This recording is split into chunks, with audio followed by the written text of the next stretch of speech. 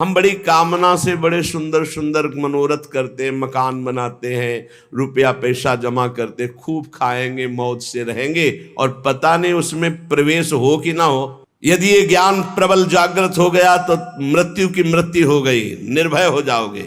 1 साल की श्वासें निकल गई, लोग आनंदित होते हैं, हैप्पी बर्थडे, जन्मदिन में प्रसन्नता प्रकट करते हैं। इस क्षण भंगुर शरीर में भजन ही सार्थक है। जितना भजन कर लोगे उतना ही सार्थक जीवन जाएगा। आपको परेशानी ही परेशानी हो जाएगी। केवल प्रभु का आश्रय, तुम अन्य आश्रय अन्य कामना ना करो, केवल भगवान का आश्रय लेकर भगवान से भगवान की कामना करो, निहाल हो जाओगे। बड़ी अंदर आशा पैदा करने वाली बात है। कह रहे कामादि नाम परवश हो, जिसने अखंड वृंदावनवास का नियम ले लिया पर वो कामी पुरुष है। कामादि नाम परवश हो, वो स्वावसो नहीं है, जितेंद्री नहीं है, वो अजितेंद्री है, कामी पुरुष है। दूसरा यशोर्थी, वो अपना नाम चाहता है, अपना यश चाहने वाला है। तीसरा त्यक्त सत्पथा, संतों के मार्ग का त्यागी है वो। अब रह क्या गया? विचार करो, कितनी बड़ी बात कह रहे हैं। निराशा नाम की चीज नहीं होनी चाहिए। ये बात सुनने के बाद इसी में हम मिल जाएंगे, हमारे लक्षण इसी में मिल जाएंगे। पहला वाला जो वर्णन हुआ श्लोक,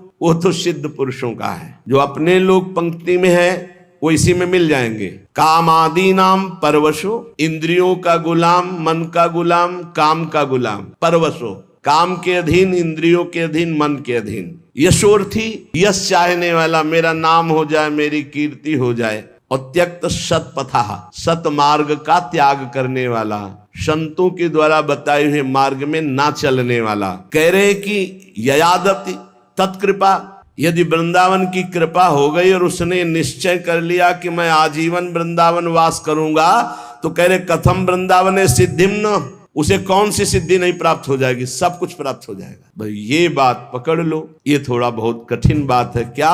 आजीवन वृंदावन वास करना।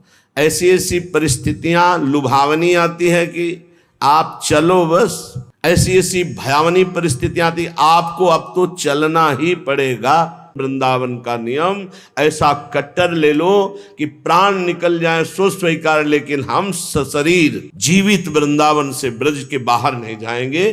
तो चाहे वो कामी पुरुष हो, चाहे यशोर्थी पुरुष हो, सतमार्ग का त्यागी पुरुष हो, तो भी उसे भगवत प्राप्ति हो जाएगी। धाम वास मात्र से वृंदावन प्रभाव सुने अपनो ही गुण देत, जैसे बालक मलिन को मात गोद भर ले। भगवत प्राप्ति बहुत दुर्लभ दिखाई देती, क्योंकि इंद्रियों को समेट पाना, मन को समेट पाना, रात दिन निरंतर भजन में लगे रहना, जब तक जीवित है कोई गलती ना होने पावे, तब भगवत प्राप्ति। धाम की कितनी महिमा है कि वो कामी पुरुष है, परवश है इंद्रियों के। यही बात ध्रुवदास जी ने भी लिखा है, यद्यपि भक्त अनन्य जो। यही बातें हृदय को बलवान बना देती है। यद्यपि भक्त अनन्य जो, विषय इंद्रियन बस होए, कर्मठ कोटि जितेंद्रियन तैषम लहय न कोय। जो श्यामा श्याम का अनन्य हो गया है, यद्यपि वो अभी विषयी है, जितेंद्रीय नहीं हुआ, तो भी करोड़ों जितेंद्रियों, करोड़ों कर्मकांडी उसकी समानता नहीं कर सकते, क्योंकि वो श्यामा श्याम का अनुरागी है, श्यामा श्याम का अनन्य है। शरणागति में सुग्रीव जी के प्रति जो भगवान का शरण्य का भाव दिखाया, वो बहुत पुष्ट करता है। सुग्रीव जी से हनुमान जी महाराज, वो देखो जो राजकुमार, सुग्रीव जी तो कांप गए। उनको लगा कि ये बाली के द्वारा भेजे हुए, क्योंकि बाली यहाँ सापवश आ नहीं सकता, इसीलिए वो सुरक्षित थे वहां। हनुमान जी से डर करके कहा कि अब तो प्राणों को कहाँ हम सुरक्षित रख पाएंगे, क्योंकि जहां भागेंगे वहां बाली पहुंच जाएगा। हम इसी पर्वत पर केवल सुरक्षित थे, ऋषि के शाप से वो यहाँ आता। ये 2 दिव्य राजकुमार हमें लगता है उसी के भेजे हुए, तुम जाओ देखो कौन है।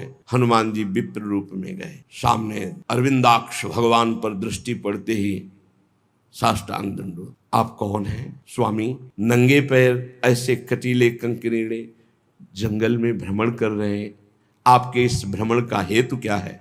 कहा मैं दशरथ नंदन राम और ये लखन, पिता की आज्ञा से हमें 14 वर्ष का वनवास मिला हुआ है। पर आप कौन हैं? विप्र देवता, आप ऐसे मृदु वचनों से और आपको देखने से लग रहा है कि आपका हृदय बड़ा महान है, क्योंकि आंखों में अश्रु आपके भरे हुए हैं। आप कौन हैं? तो बोले स्वामी मैं तो मंद बुद्धि भूल सकता हूं, लेकिन आप ऐसे पूछेंगे, मैं तो आपका सेवक हूं। कांधे पे प्रभु को बैठाला, एक हूं मैं, मंद मोह बस कुटिल हृदय अज्ञान, पुण्य प्रभु मोहि बिसारे दीन बंधु भगवान। भगवान को सुग्रीव देखकर समझ गए कि ये अनुकूल है, प्रतिकूल नहीं, क्योंकि प्रतिकूल होते तो हनुमान जी ऐसे नहीं लाते। बहुत आनंद। हनुमान जी महाराज परिचय सुग्रीव का श्री राम जी को, और राम जी का परिचय सुग्रीव को देते हैं। जब परिचय सुना और समस्या सुनी तो भगवान ने कहा तुम चिंता मत करो, मान लो बाली मारा गया, मान लो, तुम निश्चिंत हो जाओ। और अग्नि को साक्षी करके मित्रता की हनुमान जी महाराज की कृपा से। सुग्रीव ने कहा प्रभु मान तो लेते हैं आपकी कृपा से, लेकिन बहुत बलवान बाली है। देखो ये दुंदुभि राक्षस की हड्डियां हैं, ये ताल के वृक्ष हैं, यदि एक बाण में इनको बेध दो तो मुझे विश्वास हो जाएगा बाली मारा। भगवान का अमोघ बाण। अब बड़ी प्रसन्नता हुई। भगवान ने कहा जाओ ललकारो जाकर बाली को। खास बात जहां हमें पकड़नी हो, बात को समझना। आज तक राम जी का भजन नहीं किया सुग्रीव, हनुमान जी की कृपा से केवल मित्रता हुई। भगवान के वचन पर उसको दोबारा प्रश्न करना पड़ा कि इसको प्रमाणित करो तब मैं मानूं कि बाली को मार दोगे। वो भी भगवान ने प्रमाणित किया। भगवान ने कहा जाओ ललकारो जाके। ललकारा। बाली ने सोचा कि हमारे घूंसे के प्रहार से प्राण बचाकर भागने वाला किष्किंधा के द्वार पर ललकार रहा है। अपनी पत्नी तारा से कहा ऐसा कौन सा बल इसमें आ गया? बोले प्रभु मैंने सुना है कि सर्वलोक महेश्वर भगवान श्री राम इनसे मिल गए हैं, अब आप इनसे वैर मत कीजिए। उन्होंने कहा अरे अगर भगवान है तो समदर्शी हो, मेरा और सुग्रीव का पक्ष विपक्ष क्यों मानेंगे? वो तो समदर्शी हैं, भगवान तो समदर्शी है। अब एक ही रूप के बाली और सुग्रीव, ऐसी पिटाई सुग्रीव की त्राहिमाम करके भागे, भगवान के समीप गए। भगवान से कहा प्रभु एक वृक्ष की ओट में थे। कहा प्रभु कहा था मेरा भाई नहीं एक काल है, नस नस तोड़ दी। और आपने मारा क्यों नहीं? बोले समस्या थी कि वहां पहचाना ही नहीं जा रहा था कि सुग्रीव कौन और बाली कौन। क्यों भगवान ने पिटवाया? भगवान को पहचानने की जरूरत है। सर्वज्ञ है, सर्वलोक महेश्वर, सर्वत्र विराजमान, सर्वसत्ता, उनको कोई जानने में अभिमान कि देख लो आखिरी में तुम देख लो फिर भी तुम में कोई बल नहीं है, मेरा ही बल महाबल है, तुम में कोई बल नहीं। कर प्रसा सुग्रीव शरीरा। भगवान ने जीव इस शरीर स्पर्श किया, पीड़ा गई, नवीन बल जागृत हुआ और एक माला अपनी प्रसादी पहनाई। अब जाओ। फिर ललकारा, फिर आए। भगवान ने एक बाण से बाली का जो प्रश्न था, प्रभु मैं बैरी सुग्रीव प्यारा, ये कारण कौन नाथ मुझे मारा? नाथ आप तो मेरे भी स्वामी हैं, मैंने आपका कब वैर किया, कब अहित किया, और इसने कब आपका भजन किया, कब आपका हित किया? आपने उसका पक्ष लेकर मुझे मार दिया। श्री भगवान ने कहा शरणागत का बैरी मेरा बैरी, शरणागत का मित्र मेरा मित्र। तू मेरे शरणागत को जानता है कि मेरी शरण में हो गया, फिर भी वैर करता है। अंत तो गत्वा अंत्येष्टि क्रिया करा के सुग्रीव को किष्किंधा नरेश पद पे 4 महीने प्रवर्षण पर्वत पर सरकार विराजमान ने, एक बार भी दंडवत करने नहीं। ये हमारी बात है, ये हमारी बात है। फिर भगवान लक्ष्मण जी को भेजा और सावधान करके फिर भगवान से जुड़ जाना। हमसे हो सकती भूल, हमसे कमी हो सकती है, हम अजितेंद्री हो सकते हैं, हम कामी हो सकते हैं, हमसे अपराध बन सकता है, लेकिन रहत न प्रभु चित चूक किए कि करत सुरत 100 बार ही एक। इसको मैंने स्वीकार किया है, ये मेरी शरण में है। वो केवल अपने स्वार्थ की वह शरण, तो भी भगवान उसे अपना शरणागत मानते। ऐसा स्वभाव उमा राम स्वभाव जे जाना, ताई भजन तज भावना। प्रभु का समर्थ नाम, समर्थ धाम, समर्थ लीला, समर्थ रूप ध्यान, किसी एक में हमारी आसक्ति हो जाए। श्रीपाद कह रहे हैं कि यदि वो कामी पुरुष है, पराधीन इंद्रियों के मन के है, वो यश चाहता है, वो सतपथ त्यागी है, लेकिन उसने श्रीधाम वृंदावन के वास का अनन्य अखंड नियम ले लिया, अब उसको कौन सी सिद्धि नहीं प्राप्त हो जाएगी? सब कुछ प्राप्त हो जाएगा। ध्रुवदास जी कहते हैं वह जितेंद्रीय है, विषयी है, लेकिन श्यामा श्याम का अनन्य हो गया है, तो करोड़ों जितेंद्रियों कर्मकांडी उसकी समानता नहीं कर सकते। हे प्रिया प्रीतम मैं तुम्हारा हूं, बस तवास्मीति तवास्मीति वदंत मत, मैं आपका हूं। श्यामा श्याम मैं कैसा हूं ये आप जानते हैं। मैं कोई अपनी पात्रता, गुण, तपस्या, साधना के कारण दावा पेश नहीं कर रहा कि आप हमारे हो, नहीं। तवास्मीति मैं आपका हूं। आपके तो हजारों लाखों करोड़ों अरबों भक्त हैं, पर नाथ मेरे लिए आप ही, मेरे आप ही साधन हो और आप ही साध्य हो। तवास्मीति वदंतमपि मामृषा।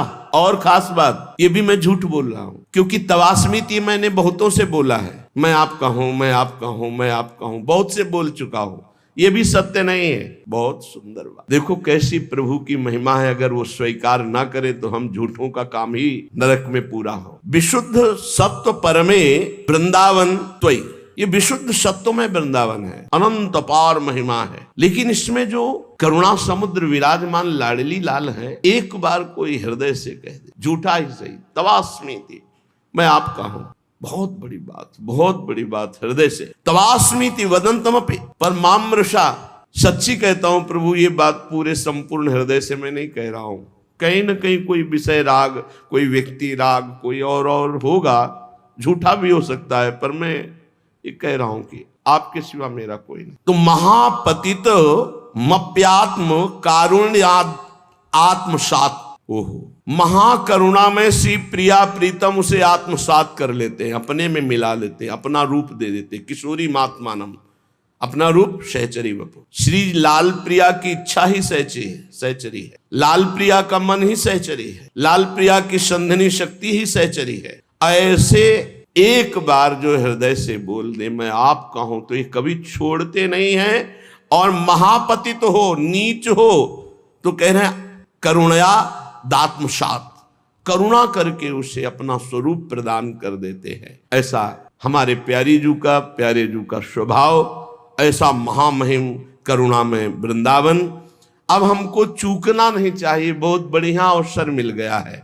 शरीर के ढांचे का कुछ पता नहीं है कि ये कब कैसे गिर कर नष्ट हो जाए, कब कौन सा रूप ले ले मृत्यु और हमारे शरीर को नष्ट कर दे। हम बड़ी कामना से बड़े सुंदर सुंदर मनोरथ करते हैं, मकान बनाते हैं, रुपया पैसा जमा करते, खूब खाएंगे, मौज से रहेंगे, और पता नहीं उसमें प्रवेश हो कि ना हो, पता नहीं उसमें कितने दिन रह पाए, क्योंकि इस ढांचे का कोई भरोसा नहीं है, ये कभी भी गिर सकता है। प्रतिक्षण मृत्यु कहीं और दूर नहीं, आपके सिर पर सवार है, ये दिमाग में बैठा लिए। मृत्यु को कहीं दूर से सवारी से नहीं आना, वो आपके सिर पर सवार है। सर्वतो भावेन तैयार रहो मृत्यु के लिए, सर्वतो भावेन तैयार रहो मृत्यु के लिए। तैयारी क्या है? नाम जप, हर समय नाम जप। आप तैयार हैं। जो पहले से तैयार न थे, पछता कर चले गए, हम तुम सबको जाना है, जाने की तैयारी कर लो। रहे न रावण श्रम अभिमानी, हिरण्याकश्यप संवरदानी, हम तुम सबको जाना है, जाने की तैयारी कर लो। जो पहले से तैयार न थे, पछता कर चले गए। प्रतिक्षण मृत्यु सर पर सवार है, सर्वतो भावेन मृत्यु के लिए तैयार हो जाओ। मृत्यु जीवन का अंत करेगी ही, तुम्हारे जीव का नहीं, जीवन का। इससे जितना भजन कर लोगे तो तुम अपने स्वरूप का रहस्य जान जाओगे। मृत्यु शरीर को नष्ट करती, तुम्हें नहीं। यदि ये ज्ञान प्रबल जागृत हो गया तो मृत्यु की मृत्यु हो गई, निर्भय हो जाओगे। यदि ये बात ना हो तो प्रभु की शरण में हो जाओ, तो निर्भय कर देंगे। एक ऐसी भूमा स्थिति जागृत हो जाएगी जहां मृत्यु का कोई भय नहीं है। अतएव सब तरह से सदा सर्वदा सावधान रहो। जीवन की एक एक श्वास मृत्यु निकाल रही तुम्हारे पास। जैसे 1,00,000 श्वास है, अब गई तो माइनस होती चली जा रही। 1 साल की श्वासें निकल गई, लोग आनंदित होते हैं, हैप्पी बर्थडे, जन्मदिन में प्रसन्नता प्रकट करते हैं। नहीं, जिसकी रकम कम होती वो शोकित होता जाता है। माल बहुत ऊंचा खरीदना है और रकम वैसे ही कम थी और वो भी खर्चा होती चली जा रही। माल खरीदना है भगवत प्रेम, जीवन मुक्तता, और वो रकम श्वास नाम जप, और वो श्वासें 1 वर्ष की खाली चली गई और हम हैप्पी बर्थडे मनावे। कैसी हमारी अज्ञानता है। मृत्युकालीन जिसका नाम चलता होता है, तो इस शुभ चिंतन के प्रभाव से वर्तमान में नाम चलता होता है, उसकी मृत्यु शुभ हो जाती, बड़ा मंगलदायी मृत्यु होती। भगवान का नाम जपते जपते शरीर छोड़ दे, ये सबसे बड़ी बात, या तो ब्राह्मी स्थिति ब्रह्माकारवर्ती, और या भगवान का नाम जप करते हुए, दो में ही भगवत प्राप्ति। इससे मृत्यु को सदा पहचानो कि मेरे सिर पर सवार कभी भी हो सकती घटना प्रतिघटना, कभी कुछ भी हो सकता है। शरीर पता नहीं रहे कि ना रहे, इसलिए राधा राधा राधा राधा। भगवत स्मृति प्रतिपल यदि है तो घबराहट नहीं होगी, भय नहीं होगा, बड़े आराम से शरीर छूटेगा। शरीर तो छूटना ही है और बड़े आराम की व्यवस्था में पहुंच जाओगे जहां श्यामा श्याम परमानंद बरस रहा है। इस क्षण भंगुर शरीर में भजन ही सार्थक है। जितना भजन कर लोगे उतना ही सार्थक जीवन जाएगा। पर कामनाओं के कारण भजन नहीं हो पाता। जिसने समय रूपी संपत्ति पर महत्ता दे दी वो महान बन गया। ये कामनाएं हमारे समय को भगवान से विमुख करके नष्ट कर रही है। अरे भाई, कल्प दो कल्प वाला शरीर तो है नहीं, 100 वर्ष। और आजकल का जो खान पान और रहनी है, आजकल के जो आचरण है, वो अकाले मृत्यु में पहुंचा देते हैं। 70-80 तक तो पहुंचना मुश्किल हो रहा है। अब इतने रोग चल गए हैं। नौजवान हैं, high blood pressure, low blood pressure, 500 sugar, ये वो, मतलब मृत्यु बिल्कुल पूरी व्यवस्था की है। ये कामनाएं हमको भगवान से विमुख किए हुए हैं। ये कामनाएं हैं तो बड़ी तुच्छ, पर हमको बड़ी महान समझ में आ रही हैं, बड़ी उत्तम समझ में आ रही। अगर उत्तम और महान न समझ में आती तो कामना छोड़कर भजन करते। कर्तव्य का पालन करो, कामना की जरूरत नहीं। कर्तव्य पालन करते हुए फल में समान भाव रखो। सुख दुख समय कृत्वा लाभा लाभो जया जयो। जय हो या पराजय, लाभ हो या हानि, सुख हो या दुख, अपने कर्तव्य कर्मण्येवाधिकारस्ते मा फलेषु कदाचन। फल की इच्छा, फल में ही कामना, फल में ही दुर्गति, फल में ही बंध जाना, फल में ही भजन विमुख हो जाना है। भक्ति की कमी, कामना की वृद्धि, यही हमें भजन से विमुख किए हुए है। हम प्रभु को छोड़ करके अगर हमारी कामना भी हो तो किसी और की तरफ ना हो। गोस्वामी तुलसीदास जी ने कह रहे हैं, ये पद केवल सुनने गाने का नहीं, इसे जीवन में उतारने का। अगर तुम्हें कुछ चाहिए तो जग जाची को ना, किसी से मत मांगो। इस संसार में किसी से, ये बात पकड़ लो, बात पकड़ लो। जग जाची को ना, मेरी बात मान लो। कोई तुम्हारी बात पूरी नहीं कर सकता किसी से संसार में, कभी किसी से मत मांगना। जाची जो, अगर मांगना ही है तो हृदय से जाची जान की जान ही रे, भगवान श्री हरि से मांगो। क्या होगा? जे ही जाचत जाचकता जर जाय, मांगना मिट जाएगा। जे ही जाचत जाचकता जर जाई, जो जारत जोर जहा नहीं रे। मांगो तो केवल प्रभु से मांगो, जिससे मंगतापन मिट जाएगा। वो ऐसे दाता है, दे देंगे ना, जन्म जन्म की मांग पूरी हो जाएगी। जिसके जानने के बाद कुछ जानना बाकी नहीं रहता, जिसके पाने के बाद कुछ पाना बाकी नहीं रहता। इसलिए किसी से मत मांगो, किसी से मत कामना करो, केवल प्रभु से करो, इंतजार करो। उनकी बाट जो हो किसी और की तरफ मत देख लेना। जो सकाम भाव रखते हैं, मांगते हैं, तो केवल प्रभु से मांगो, अन्य से नहीं। ये तुम नियम ले लो कि हमारा आराध्य देव ही हमारी पूर्ति करेगा, हम दूसरे से कभी नहीं। श्यामा श्याम ही बहुत महान है। हम कैसे तुम्हें क्या क्या बतावें तुम्हें। उनकी कृपा, केवल उनकी कृपा, केवल उनकी कृपा का आश्रय। कभी अन्य का आश्रय ले लेंगे तो आपकी भक्ति बाधित हो जाएगी, आपका जीवन समस्या में पड़ जाएगा और आपको परेशानी ही परेशानी हो जाएगी। केवल प्रभु का आश्रय। सकामता है, माना भी आप निष्काम नहीं हुए तो प्रभु पर निर्भर हो जाओ, वही पूर्ण करेंगे। वो कामना भी पूर्ण कर देंगे और आपका कल्याण भी कर देंगे। ऐसा स्वभाव है हमारे स्वामी का।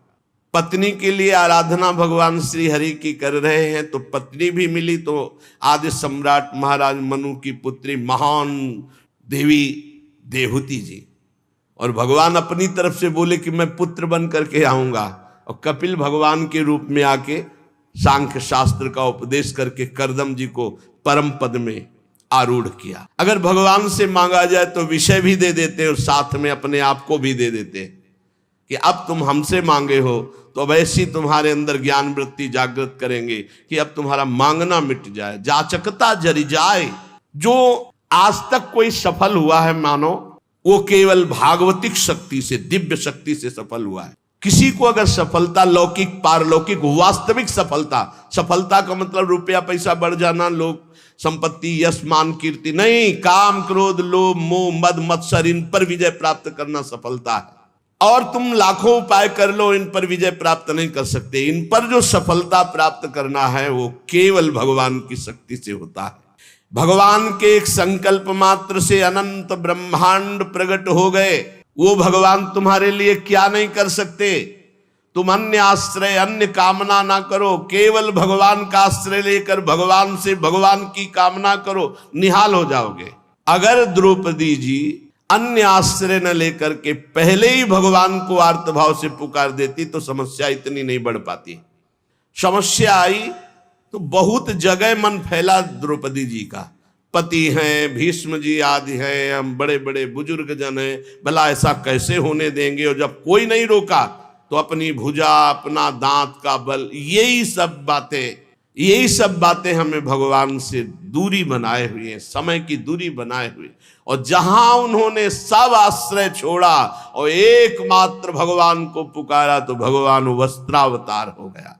ये केवल कथा सुनाने और पढ़ने की विषय, सुनने का पढ़ने का विषय नहीं, ये जीवन में उतारने का है कि चाहे विपत्ति हो चाहे कामना हो, कैसी भी परिस्थिति, सीधा श्री भगवान से आर्तभाव से अन्य आश्रय छोड़कर पुकारे तो हमारे जीवन का बहुत बहुत आनंदमय परिवर्तन हो जाएगा।